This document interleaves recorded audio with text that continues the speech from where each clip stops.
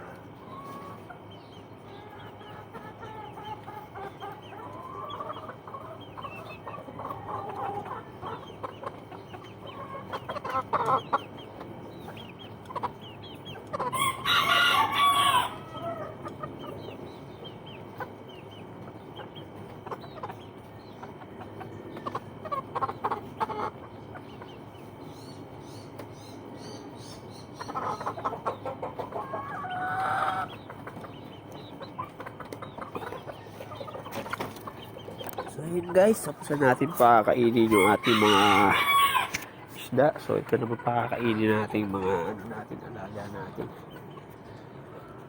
As nakita nyo, ayun, meron ng isang itlog. Kasi nagkakakak na itong mga to eh. Mag-aano na talaga siya ng mga itlog. Pero yung wala pa si Vileo kasi wala pa tayo rito na tandang o budka. So siguro baka by next week isasalang na natin. Pinagugulang ko lang yung boltot nung tatay nila, ibabalik natin to para magkaroon tayo ng mas mga puro na grace. Kasi natin sila sa mismo babalik natin sa kanilang tatay. So yun guys, ganito na lang muna at papakain muna tayo nito mga alaga natin. At medyo umiinit na kasi tutulungan pa natin si Mother Dear na maglaba doon mamaya. Okay, ganito na lang. Maraming salamat sa panonood. Thank you for watching. God bless at happy fish keeping.